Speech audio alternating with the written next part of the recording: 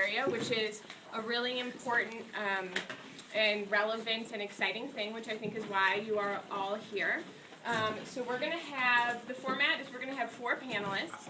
I'm going to keep time. Each of them is going to speak for 5 minutes on a topic. Then they're going to have 5 to 10 minutes to respond to each other.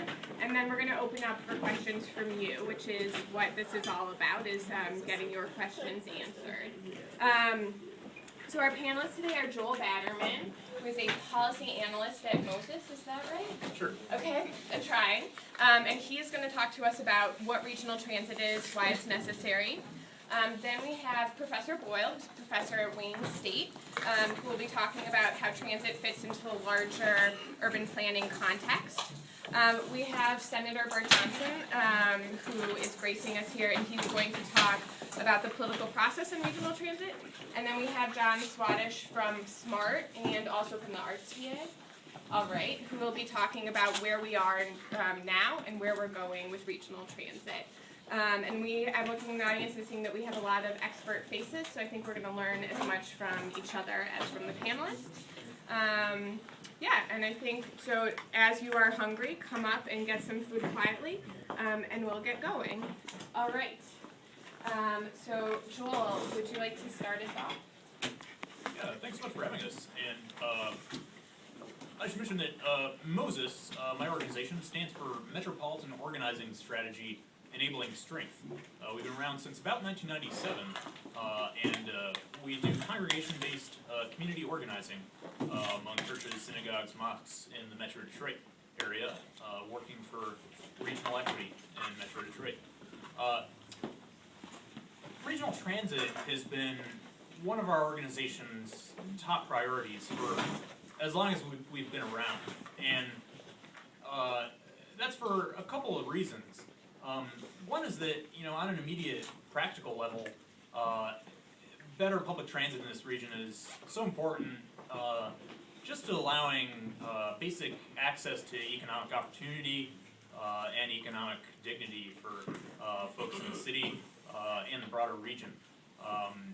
About 1/3 of people in the city of Detroit lack access to a car, and more than 3/4 of the jobs in this region are more than 10 miles from the city center. Many of them are not even accessible by transit at all because major regional job centers, from 12 Oaks to the other major regional malls are not even served by transit.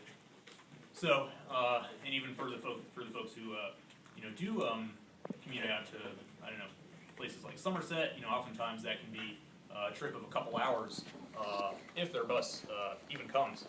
So, allowing that that access to economic opportunity is, such an important part of building a better region. And so, on kind of a larger level, a regional transit system in this region also has huge, I guess I would call it, symbolic importance in the larger task of bring our region back together, overcoming the segregation, the inequalities, that have defined us for so many years. Transit's not a panacea by any means, but it's a crucial first step if we're going to, overcome the city-suburb divide and kind of transcend the boundaries that have defined us for so many years. Yeah, with that, yeah, thanks for having us. Thanks for coming. Would you like to follow? Sure. Good afternoon, and thank you for coming out. Without an audience, there's no point in being here. So you are a very important part of today's discussion. First off, my name is Robin Boyle. I'm from Wayne State University, but as you can probably tell, I don't come from Detroit. I'm actually from Flat Rock. No. I come from a different world, and that is important because I will bring a somewhat slightly different perspective, perhaps, to our conversation today. I want to just basically present this from two different perspectives. One, the very large global picture, even more global than what you've just heard, and then be very specific, because as ever, the detail, the devil is living within the detail, and I want to get into that as well. So let me start with the big picture and the big challenge that I think we face. As Joel said, there's no panacea from transit, and that's absolutely the case. And I think one of the challenges we face in this region and in many others is cultural. It's not really about, you know, whether John can get the bus run up and down the street on time, or whether there really is a service that goes from A to B. I think there's a deeper challenge, and the deeper challenge is that we have generations who have no concept of what transit is like. Or let me rephrase that, no concept of what effective transit is like. We've got a central city population, many of whom are dependent upon transit, or public transportation as I prefer to call it, and yet their services for how many years? 30, 35, 40 have been abysmal. So therefore their sense, their cultural construct is one of a rotten service that doesn't get them there where they want to be at the appropriate time. The buses are ill kept, if they're kept at all. They break down. There are challenges at every turn of the road, so to speak. Then we've got the other population who live in other communities, often in suburban centres, for whom transit or public transportation is almost an alien feature. I mean, they don't see it. If they do see it, they don't actually see it. It goes by, and they don't look inside. They've never been in a bus. And even if you asked them if they could get on a bus, they couldn't find it. And that's the truth. It's very difficult to get to it because we don't, one of the problems, and John will attest to this, is that we don't have the feeder systems that get you to the finer grain of transit, which is what you can see in other metropolitan areas and in other parts of the world. So I often say to people as they turn out to meetings, we have got something in the order of 4 separate studies on Woodward Avenue as we speak about trying to bring transit to that one corridor. I often say to people, what we should do first off is bring along, you know, a piece of transit and let them get into it, physically touch it, be inside some of these facilities, because the vast majority of the population have never, ever used transit on a consistent basis. So buses, light rail, heavy rail, whatever it is essentially alien to our environment. So we got a challenge, is how to change the culture. At the other end of it is a study that I recently did, and that's probably why I'm sitting here, and that was a study that was commissioned, believe it or not, by our Convention and Visitors Bureau, and that basically asked the question, why can we not organise a shuttle service from the airport to where we're sitting right now? What is it that makes Detroit so distinctive, unlike almost every other major metropolitan area with a downtown, with a central city? Why can't we get a shuttle service into the city?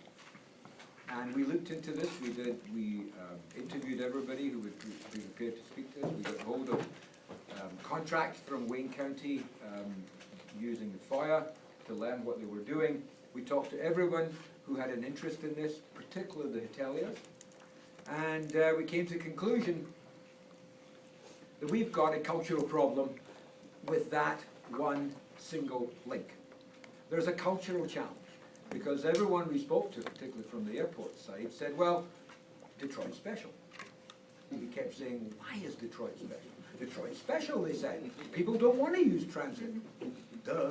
You know, if you don't have it, they won't use it. So we did a study of 14 different metropolitan areas. We looked at how they organized it. We spoke to the major transit providers in a number of cities. We spoke to the private sector who provide most of the shuttle services that you've used when you arrive at Philly Airport. You can take it. You might be able to take a bus, you might be able to take a light rail, but the chances are you can take Super Shuttle as well. Super Shuttle is a French company that operates services all over the globe. They know how to do it. Sorry, I'm being told to stop. But I'm programmed to speak for an hour and a half. Oh, wow. So we discovered that about 17% of people arriving at major airports in the United States, about 17% don't take private car. 17%. Here in this in Metro at our wonderful airport, about 8.5% of all people arriving don't use a private car. There's a gap. There's a significant gap. And what we've tried to do is to promote that gap as a business opportunity. An opportunity to get people out of their cars or out of their rentals, out of metro cabs, and I'm not here to blame any individual company, to get them to consider how we might be able to revisit the shuttle service, which came to an end in 2001 when the new airport was, when the new McNamara terminal was built. But I think at the end of the day, it comes back to culture. It comes back to that notion that Detroit's different, everybody uses a car. We need to change that, and that is really heavy lifting. Thank you. Senator Jones. Well, good afternoon, everybody. Good to see you all, and I feel especially honored to be asked to be a part of these discussions. People have known for some time that transportation, the transit-oriented development has been part of my legislative and political DNA as much as anything else that I've advocated for. Frankly, there are many things that you could advocate for as a politician. You know, you could be focused on civil rights, you could be focused on business, you could be focused on policy by itself as somebody who maybe has a degree in political science. I've chosen to try to become the best at being well-rounded in my advocacy. And transit and transportation is of premier importance, not because as a standalone issue it makes everything better, but really because of the environment and the geography with where we're situated in the country.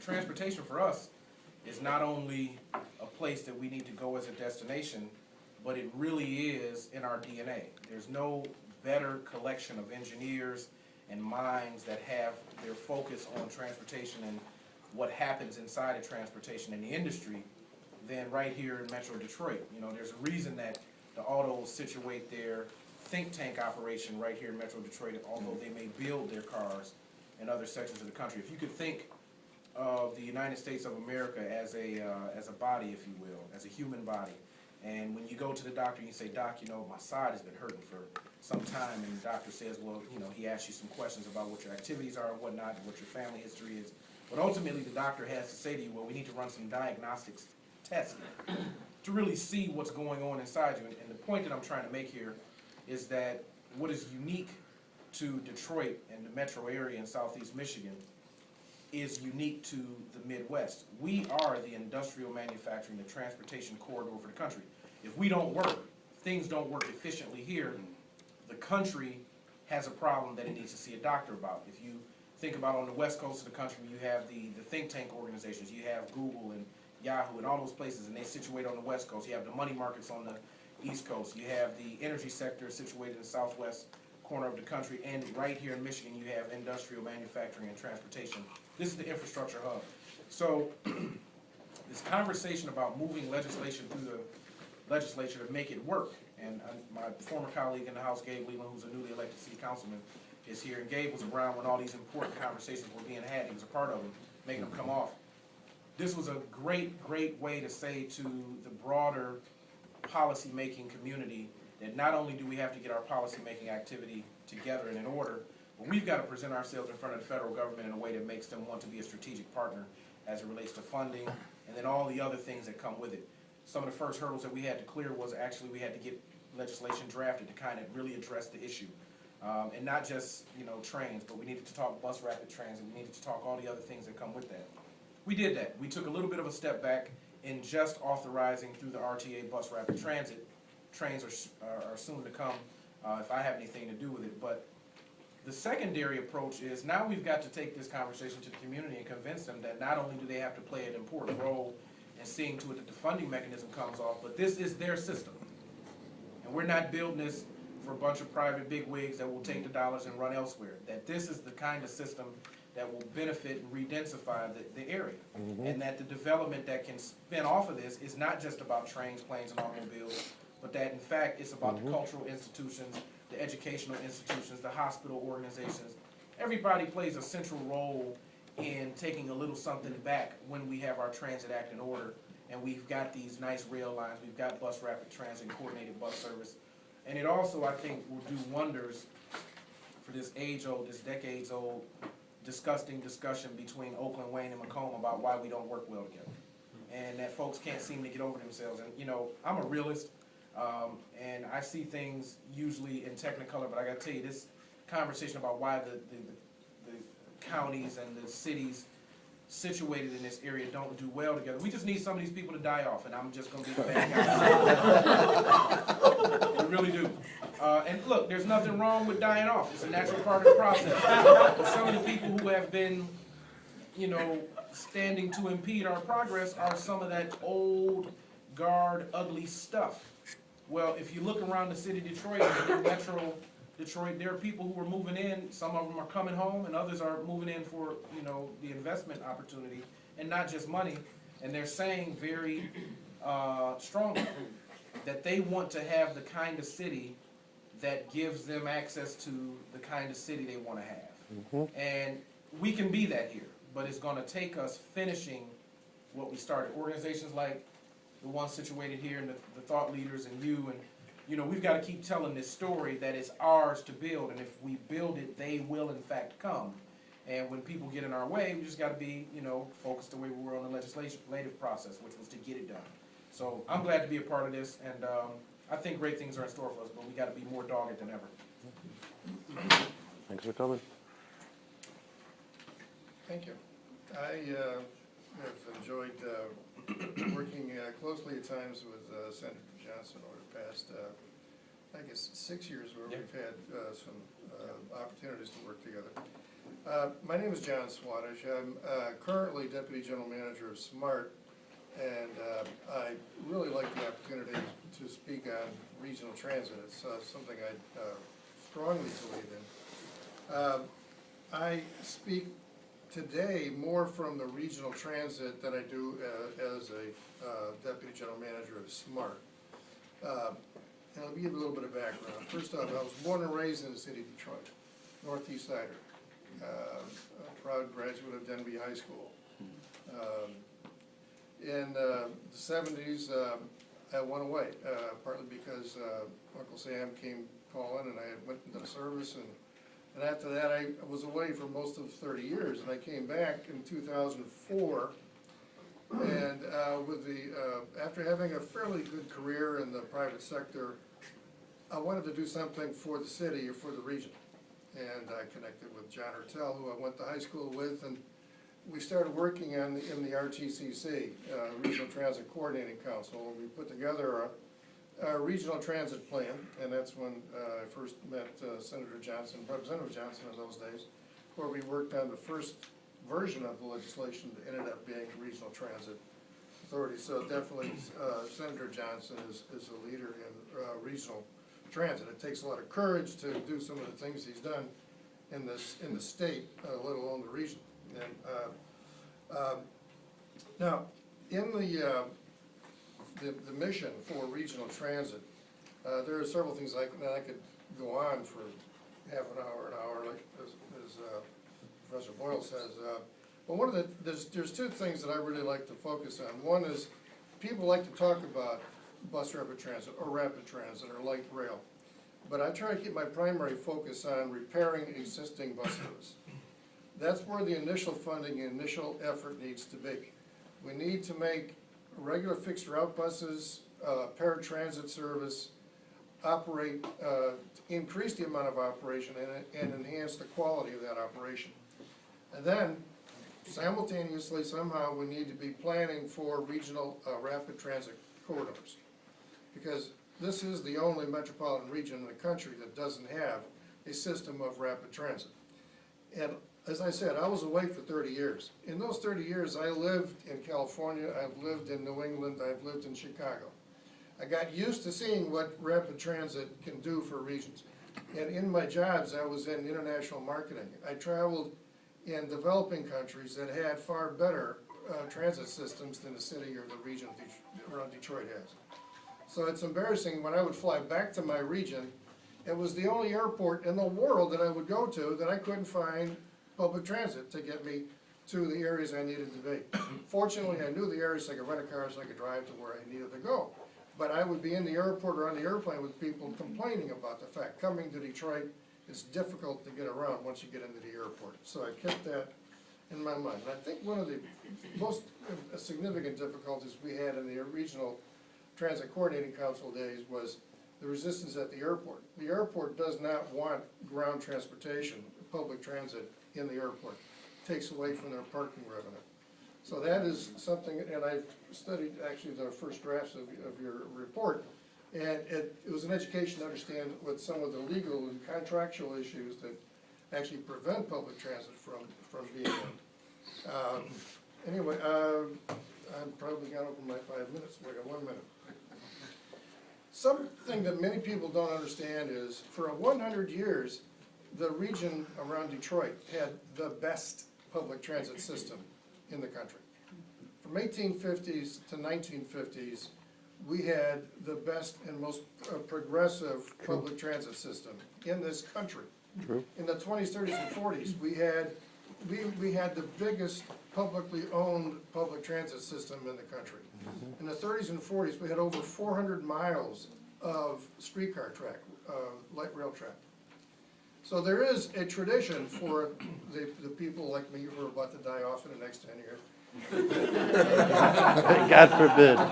God forbid, yeah. Keep it healthy and alive. But there are people who can remember that when I grew up, I hate to say it, in the 50s, I can recall riding a DSR bus any place in the city that I wanted to go. It was easy to find a DSR bus. For 35 cents, I could take a ride and a transfer. I used to go from my neighborhood in the northeast side and go down and see the Tigers games. It was a whole different world back then. When the streetcars left in '56, they left not only Detroit, but they left most of the big cities in the country. But most of those cities saw what they did, and within 10 years started rebuilding and correcting that mistake. Detroit's still trying to do that. So I dedicated myself 7 years ago with John Hertel to do what we can to affect change.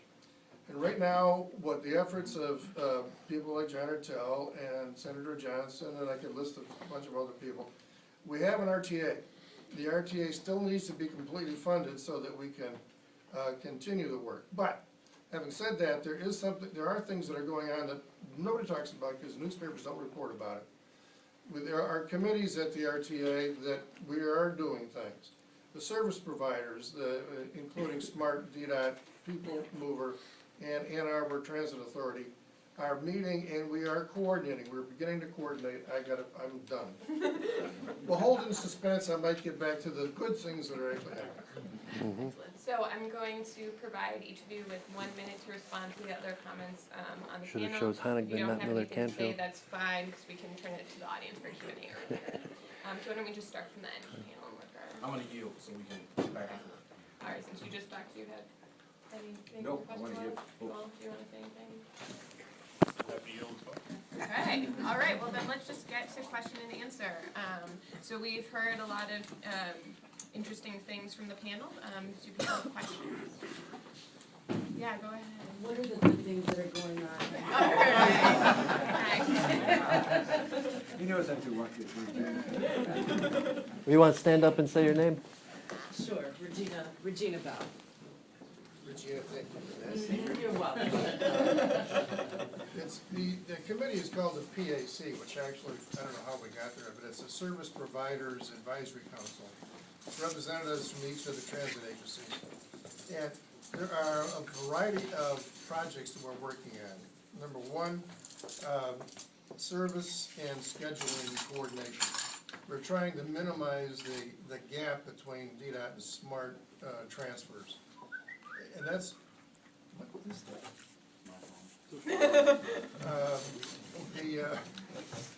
So that you don't have the gap between, if you need to go from a DDOT bus to a SMART bus, and That's been lacking, and we're working on fixing that. Fare collection, technology, and policies, that each of the agencies do different fare collection, and we have different policies. The goal will be to, and it'll take 3 years maybe to get there, to have a regional fare. That it goes into some kind of like a regional pool, and whoever is providing the service is the one that ultimately collects the revenue. But we wanna make fare collection seamless, both in the actual physical operation of it and in the policies relating to on-board fare collection or monthly pass issues. We're also working on quality standards and performance indicators. One of the things in the transit industry that's kind of missing is a set of quality standards. Well, we're gonna take the lead on creating quality standards. And that's whether it's pull-out, whether it's on-time service, and there's a variety of others that we're creating performance indicators. And then after we set the performance indicators, set quality standards, and they'll be visible online.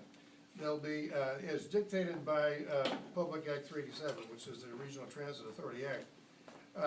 We have to have a dashboard. Well, we're gonna take that dashboard and go further with it and show what the quality standards are and how each of the agencies are performing against that standard. And there's actually, if I could go on, the PAC meets monthly, and we are talking and we're sharing information. Oh, the cameras on buses that you've heard about, I think you've heard about, as one of the solutions for improving security on DDOT buses. SMART got a jump on it. We actually had the same federal grant. About a year ago, SMART and DDOT, for the first time in history, went together and we got a federal grant. And we were able to get a start on spending it because we didn't have the problems that DDOT had with the city and the bankruptcy and so on. And so we are, right now, as we're talking about, setting up security cameras on buses, and we're gonna be helping DDOT when they're now starting through the technology and the process to get security cameras on buses. So there's a lot of cooperation, and I hope it continues. Yeah. I just wondered, who are you benchmarking? Is there one community or two communities that you are benchmarking to say, if we could be like them, who would they be, I wonder? For different reasons. For administrative purposes, and I'll answer it for me personally, because there's not a agreement on it. The way a regional authority is formed, I like Chicago as a starting point. I don't like it as the ultimate goal. If anybody wanted to look up how Denver is organized as a regional transit authority, that's where I would like to be. It's more of a unified, single operating authority, but that would take us a long time to get to that point. But in terms of performance indicators, we have to look at peer groups, because suburban transit like the SMART is, or urban transit like DDOT is, you're gonna have different types of standards that you would meet because of the different characteristics of the transit agencies. So we're collecting what would be peer groups, similar groups for each of the 4 transit entities. And I'm sure that we could provide the list of peer groups if you were interested. Do any of the other panelists have thoughts about other cities that might be models, basically? Well, I'd like to throw one out to you, and you probably would think I'm crazy. But if you ever have a chance to go to Salt Lake City, now Salt Lake City in your head probably has images of a auto-dependent, very white community sprawling across the front range of the Wabash. But in reality, Utah Transit has done remarkable things. Not only have they actually built the stuff all the way from north of Salt Lake City to the south, they've also sat down with private businesses and said, if you'd like to be part of this network, why don't you put some money up? And in a sense, M1 Rail is a little bit like that, in that the private sector along the corridor, along our 3 miles, has done it. But over there, they went to, Rio Tinto, one of the largest mining companies on the globe, and said, you're going to do something with your old mind. Why don't you help us build the transit system all the way out from Salt Lake City and connect this new community, it's called Daybreak, to, interesting name, to the rest of the metropolitan area of Salt Lake City. And they built it, and they've made it. And at the one end of it is the main hospital in the north of the city, and then they've built a separate part of the hospital for Salt Lake University of Utah Hospital System in Daybreak. So there's that transit-oriented development that the Senator was talking about. There's a good example of how it works in a place that you wouldn't expect good transit to work. I was going to say Denver and Utah, but I also want to make sure you understand this. You know, there's a particular political maturity that is necessary to have this kind of conversation, and in fact others that are very, very important. And I bring that up because there's a stark physiological difference between liberals, progressives, Democrats, and conservatives, right-wingers, if that's an appropriate term, and Republicans. And the difference is very simple. This is why both myself and Tom Casperson, the Republican chair of transportation out of Escanaba, who is so far up and west of Detroit that they don't even get Detroit football. They get Green Bay football. But this is why he and I made a very, very good team. And just watch the trend across the country. Progressives and Democrats were usually very creative. We think about all these new ways to do things. For instance, we get beaten in an election, and a bunch of progressive groups spring up and they say, I'm going to do this, and I'm going to start this, and you know, we go inventing and creating things. Sometimes we're a little too creative because progressives can't get in a room and get to one basic strategy because everybody's so creative. We're always thinking, and everybody's got a great plan. And I say, hey, John, you know, I got a plan. You say, Bert, I got a plan too, but why don't we try it my way? Yeah, well, John, but your plan doesn't, and we never find a way to get on an agenda. By contrast, Republicans and conservatives are generally more goal-oriented, and that's why they fall in line and kind of can get behind an agenda.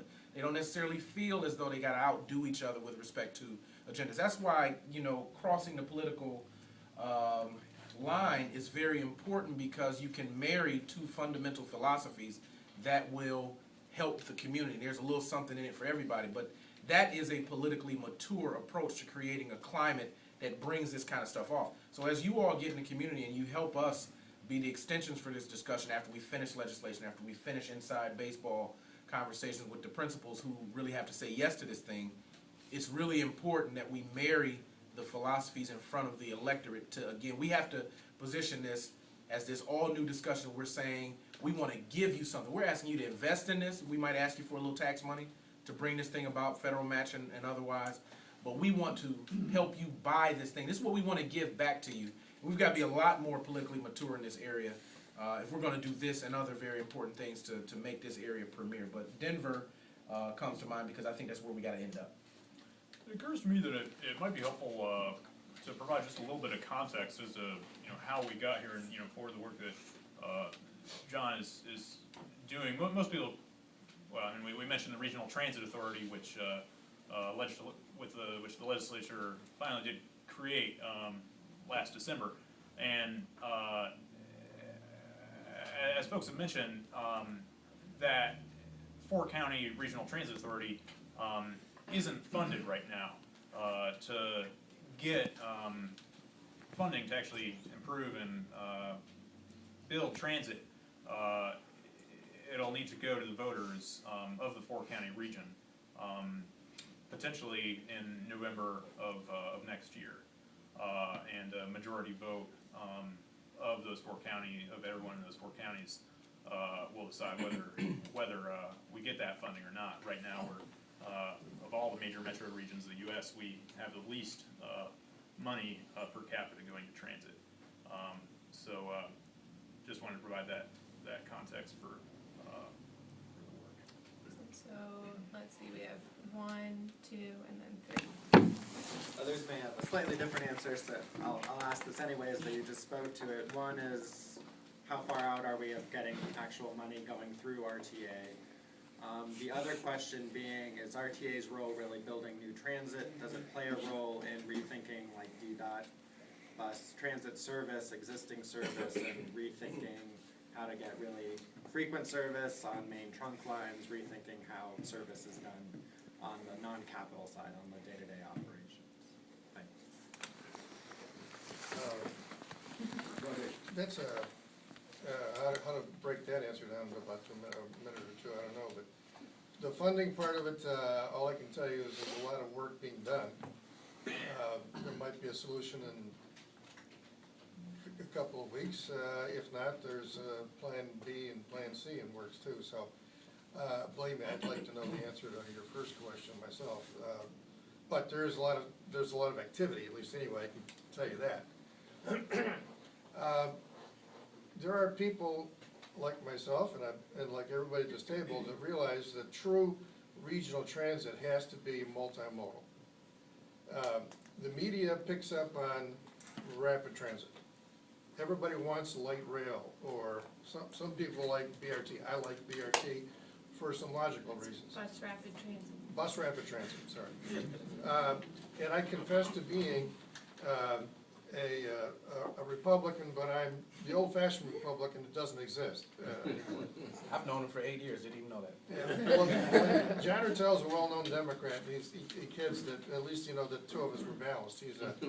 He's a well-known Democrat, I'm a not-known Republican, but I consider the old-fashioned style. I'm not the right-wing wacko Republican. I'm more of a, let's identify the issue, let's find solutions, and let's take it logically step by step. And while I would like to say we're gonna have X miles of light rail running the city, that first step is too big of a chunk to bite. You have to start in logical steps if you're gonna have rapid transit. But what you have to do is you have to build your basic system so that it can feed rapid transit. Because if you build rapid transit, but your bus system, your paratransit system isn't operating, you're not gonna have anything to feed the rapid transit. So you have to serve the most people possible in the region. And that's the concept that I know John and I live on, and I've heard Senator Johnson speak to, is if you just have light rail on Woodward, you're only serving 5% at the most of the people in the region. What we're trying to do is have a system that reaches out and provides good service to as many people as possible in the next 5 to 7 years. 10 years down the road, if we can have great service, that'll be great, but you gotta do it in increments and steps. But you can't forget basic bus service. Did I answer your question? Even the bus service improvements, like changing how bus service in the city operates. I guess that question is, does RTA have a role in helping DDOT through that process of rethinking basic bus service, making it more useful? The RTA has a role in the sense that each agency has to meet certain standards. And if they're not working to meet those standards, funding can be held back. Beyond that, I don't know that in the legislation there's anything that authorizes the RTA can't go in and fire management of DDOT. But you can control the funding. So can I just, so that we can get to the last 3 questions, maybe, or the last 2 questions, maybe we can hear both of them, and then I have a question, and then we can respond to all of them at once. That'd be good, just so people can get back to work on time.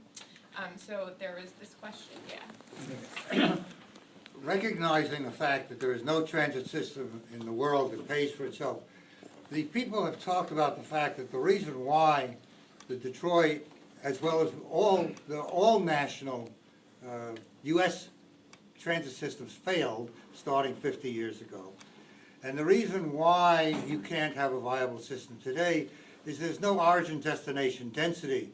And that Detroit is different from all other cities in the United States of any size because we don't have origin-destination density that would support a transit system. And I appreciate from Professor Boyle as well as the other panelists. And then, John, will you say your question? Yeah, this kind of struck me because I think someone made a comment that the transit system went away in '56, but I mean, I think the reality was that it was purchased by General Motors, and I guess what I'm wondering is, from any of your perspectives, where are the big three on this? And are they present at all? Is it positive? Is it negative? And how critical is their support to this sort of endeavor? And then the question that I'd like to pose to the panel is just to notice the context of the community that you're speaking at. So this is a Jewish community that has strong ties to the downtown, either through membership in the synagogue, through working down here, or through living here. And many of us also have very strong ties to communities in the suburbs. So as a community and as individuals, I'm wondering what you think that we should be doing to improve transit in the region. So responses to any of these questions. Mass enlightenment. I was just gonna tag, some of what John was saying, related to the first question. There's a little bit of minutia involved in this. So the city of Detroit is approaching, and we'll find out tomorrow, I suppose, whether or not the bankruptcy will be approved. Inside that bankruptcy, there is legacy cost and debt associated with the city, but also its DDOT service. And so that was always a sticking point. In fact, it probably parked us at Bus Rapid Transit more than it allowed us to move forward with the ultimate conversation that the Fed really wanted us to have. And that was, you know, maybe rightfully so, that folks were concerned that DDOT's legacy costs would be a lot to sort of deal with in a merger. Well, you know, I was always at the table trying to remind folks that SMART had legacy costs too. You know, any system running has a legacy cost associated with it. So, you know, you got to get really intelligent and mature people in the room who understand that, yeah, the costs are there, but it's not enough. It shouldn't be enough to deter us from having the ultimate discussion about what it takes to merge a couple systems and make the systems very efficient, if there's an opportunity to protect the workers and all the stuff that comes with that conversation. But, you know, for this environment, there's been a lot to tackle.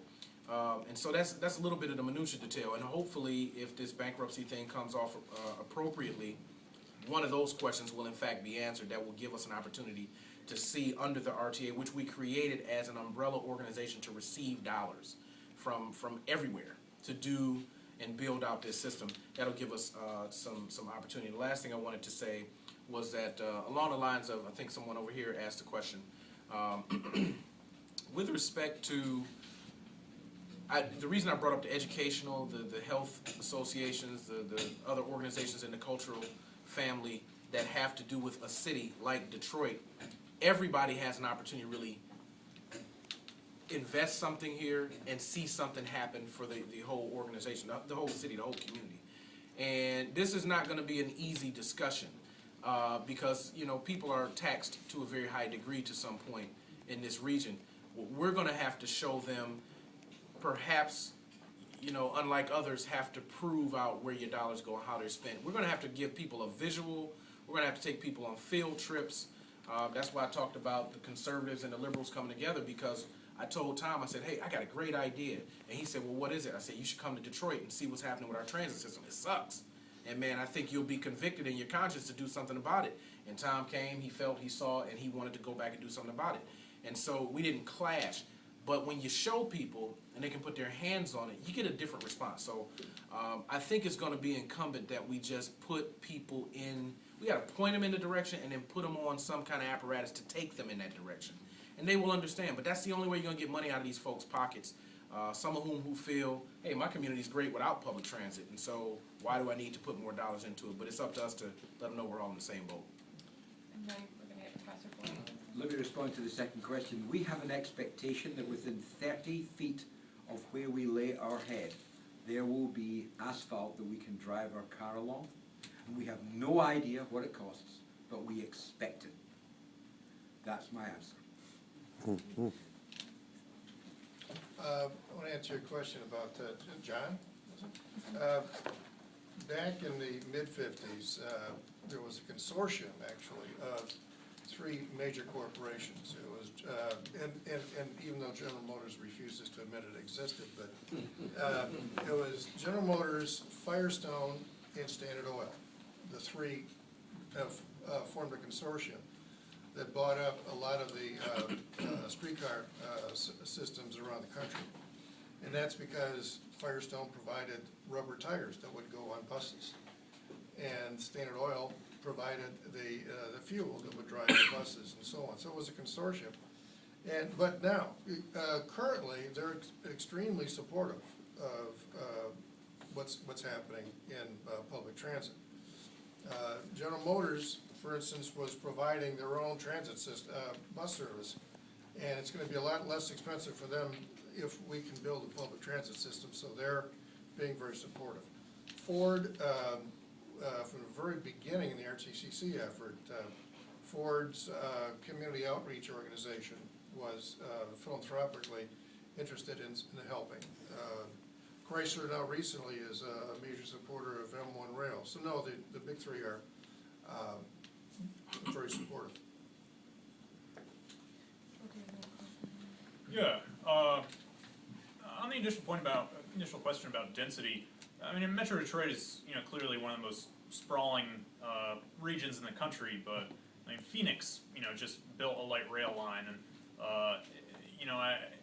Metro Detroit actually is far from being the least dense metro area in the U.S. I mean, many of our suburbs, were built, about mid-century and are, relatively dense compared to, a lot of Sunbelt cities, Atlanta. We can make transit work, and we often seem to have an expectation that transportation systems will pay for themselves, but even with our highway system, it's commonly thought that the interstates are just funded entirely through the federal gas tax, but I mean there's a ton of money that from local property taxes that goes into maintaining our local roads and state roads and bridges. I should mention, the state is currently proposing to spend $4 billion repairing and also widening I-94 in the city of Detroit and I-75 in Oakland County. I'm actually heading from this to a press conference on that topic this afternoon, and there's going to be a hearing downtown at the Southeast Michigan Council of Governments on Friday at 1 o'clock if you're interested in speaking on that topic. So, we don't have the expectation, as the professor said, we don't have the same expectations for our different transportation systems, and that I think really plays into the the policy context as well.